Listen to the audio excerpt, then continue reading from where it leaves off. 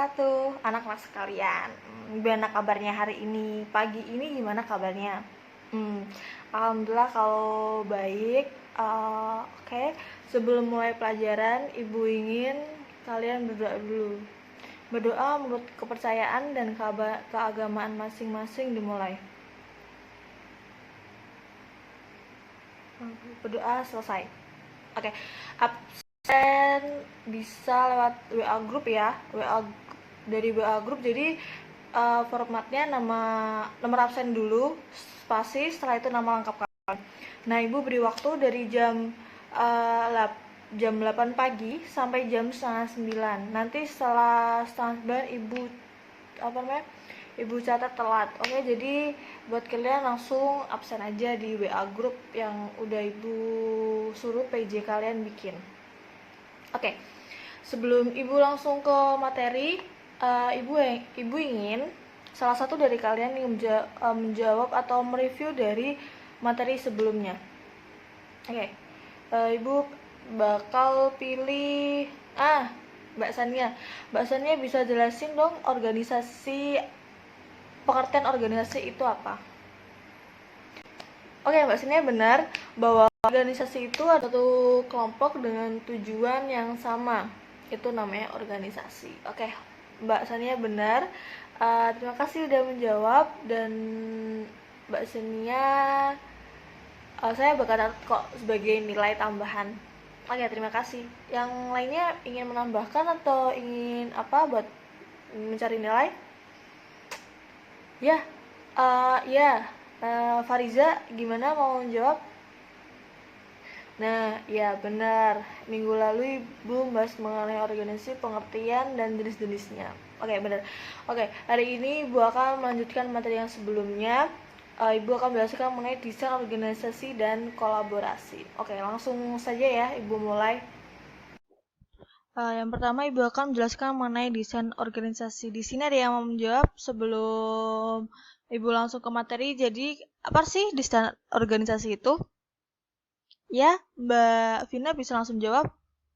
Nah, ya benar yang dikatakan Mbak Vina bahwa desain organisasi merupakan alat untuk mencapai sasaran tertentu yang membutuhkan kegiatan menyusun dan menstrukturisasi pekerjaan untuk mencapai sasaran organisasi tersebut. Nah, selanjutnya ada tujuan desain organisasi. Yang pertama ada membagi pekerjaan menjadi tugas suatu departemen secara spesifik. Jadi tugas dari masing-masing departemen akan lebih detail dan lebih spesifik lagi untuk membantu perusahaan mencapai tujuannya. Yang kedua ada membangun hubungan antara individu, kelompok, dan departemen. Jadi kayak membangun relasi dari satu individu ke individu lainnya. Yang ketiga ada koordinasi tugas organisasi yang berbeda dan mengelompokkan pekerjaan dalam satu unit.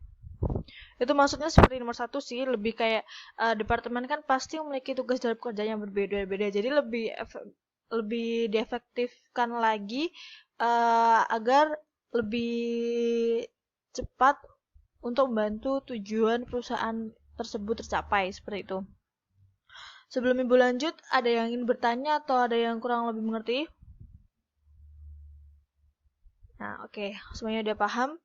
Selanjutnya Ibu akan menjelaskan mengenai unsur dasar desain organisasi. Yang pertama adalah spesialisasi pekerjaan.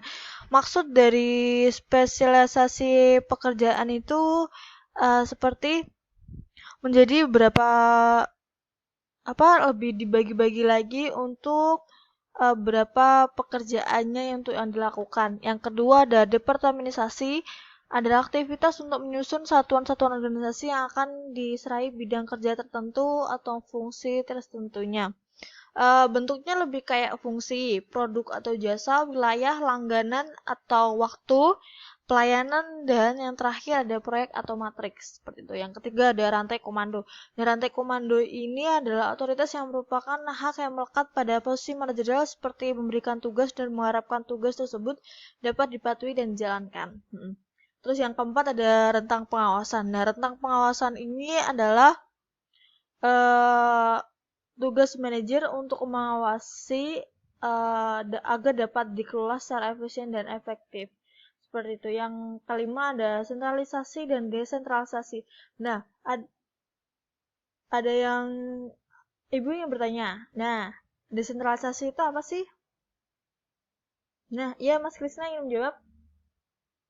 Nah, benar yang dibilang Mas Krisna bahwa desentralisasi adalah pengalihan tanggung jawab dan wewenang dalam mengambil keputusan dari kantor pusat kepada orang yang berlokasi terdekat dengan situasi yang membutuhkan perhatian.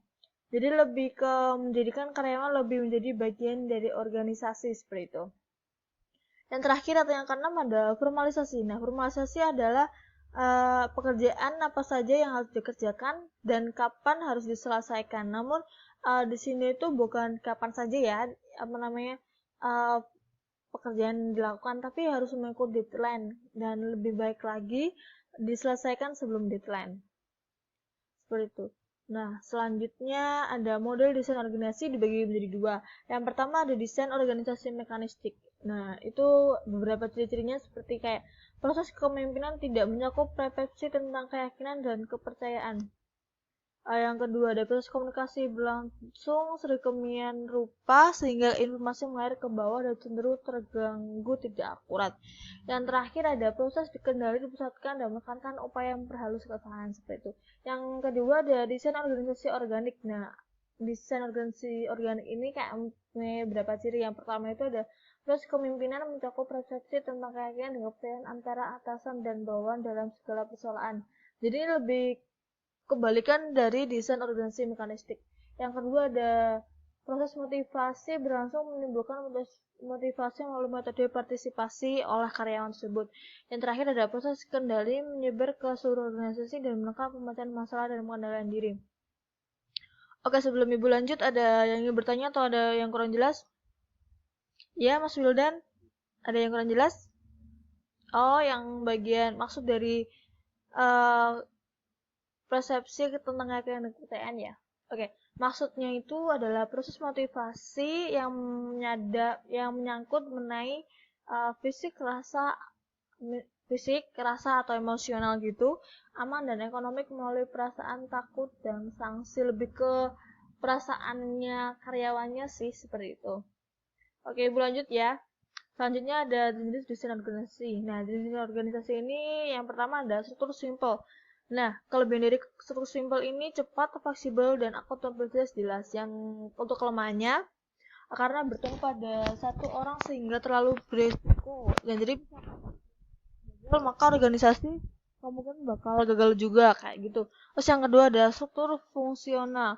Itu kelebihannya itu penghematan biayanya itu lebih dari beberapa struktur yang ibu bakal jelasin. Yang untuk kelemahannya itu karena terlalu fungsionalisasi mengakibatkan seorang manajer kehilangan fokus terhadap tujuan perusahaannya. Seperti itu. Yang ketiga ada struktur divisional. Kelebihannya berfokus pada hasil di mana manajer divisi bertanggung jawab terhadap keberhasilan produk dan layanannya. Ya, untuk kelemahannya itu ada duplikasi aktivitas dan sumber daya akan menambah biaya dan mengurangi berapa biaya seperti itu. Yang kedua ada desain kontemporer. Nah, desain kontemporer ini memiliki berapa jenis gitu. Oke, yang pertama ada desain tim. Desain tim itu terdiri dari beberapa tim kerja dan memiliki kelonggaran berinovasi dalam bekerja demi tercapainya tujuan organisasi. Itu. Yang kedua, desain matriks adalah salah satu desain yang memberikan kesempatan kepada manajer atau staf untuk terlibat dalam satu atau lebih program di organisasi. Yang ketiga, ada organisasi tanpa batas. Nah, organisasi tanpa batas ini maksudnya adalah tidak ada batasan untuk bawahan dan atasan, lebih kayak merangkul dan lebih azas kekeluargaan lebih tinggi kayak gitu. Selanjutnya ibu menjelaskan mengenai kolaborasi. Nah, kolaborasi itu apa sih? Nah, yang pertama kolaborasi adalah bentuk kerjasama, interaksi, kompromi beberapa elemen yang terkait baik individu, lembaga, dan atau pihak-pihak terlibat secara langsung dan tidak langsung yang menerima akibat dan manfaatnya seperti itu. Nah, manfaat dari kolaborasi ini apa sih? Yang pertama ada memberikan pelayanan atau usaha yang berkualitas dengan menggabungkan keahlian unik profesional. Yang kedua ada maksimalkan produktivitas secara efektivitas dan efisiensi untuk menghemat sumber daya yang ada. Yang ketiga ada meningkatkan kohesivitas antar pelaku yang terlibat dalamnya. Yang terakhir ada memberikan kejelasan peran dalam berinteraksi antar pelaku yang terlibat di dalamnya. Selanjutnya ada unsur-unsur kolaborasi. Yang pertama ada kolaborasi kultural. Adalah seperangkat nilai dasar yang membentuk tingkat laku dan sikap bisnis. Yang kedua ada collaborative leadership, adalah kebersamaan yang merupakan fungsi situasional.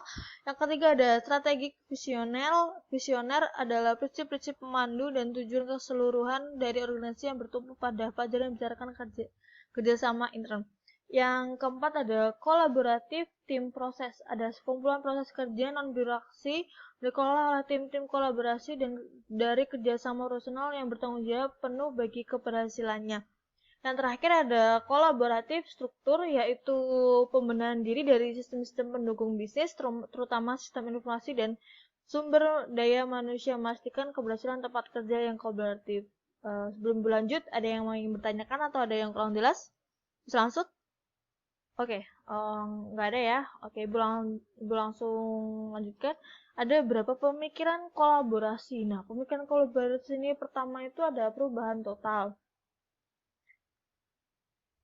Maaf, yang pertama ada pengambilan keputusan. Nah, pengambilan keputusan adalah kolaborasi ini memberikan nuansa kerangka kerja kedekatan mengenai keputusan bisnis atau keputusan organisasi yang bakal mempengaruhi kerjasama itu. Yang kedua ada etos kerja baru. Nah, etos kerja baru ini merupakan etos kerja yang menghargai pemikiran bahwa pekerjaan dapat diselesaikan bersama dengan orang lain secara bahu-membahu.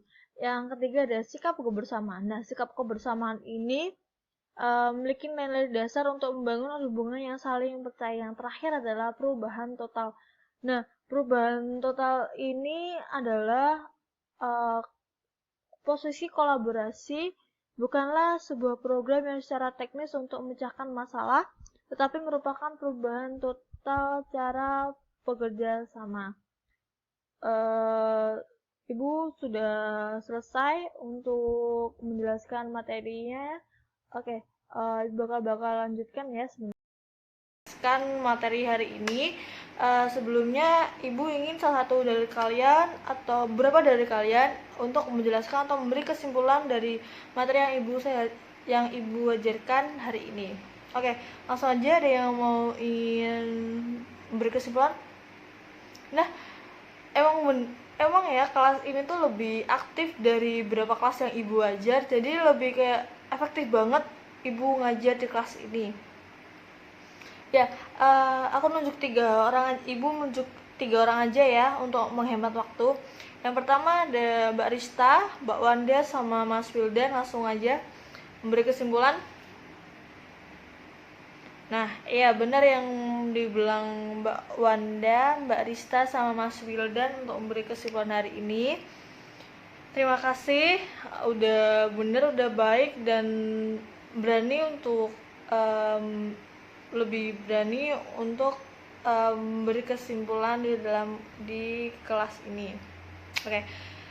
Sebelum ibu menutup pelajaran hari ini, ibu ingin PJ kelas kalian untuk WA saya karena ibu ingin memberikan tugas untuk membantu nilai kalian gitu, biar lebih bagus lagi seperti itu. Tapi tenang kok, ini santai pengerjaannya.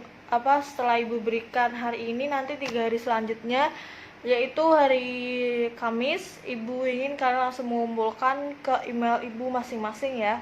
Nanti ibu bakal konfirmasi kok ke PJ kalian. Oke. Ibu sudah selesai menjelaskan materi hari ini, dan terima kasih partisipasi kalian yang aktif untuk bertanya dan aktif untuk ini. Kalian jangan sampai lelah. kalian kalau misalkan capek atau lelah, istirahat dulu, jangan sampai sakit, jaga kesehatan kalian. Apalagi di musim saat ini, dijaga ya kesehatannya agar bisa terus. Oke, terima kasih udah menghadiri kelas ibu hari ini.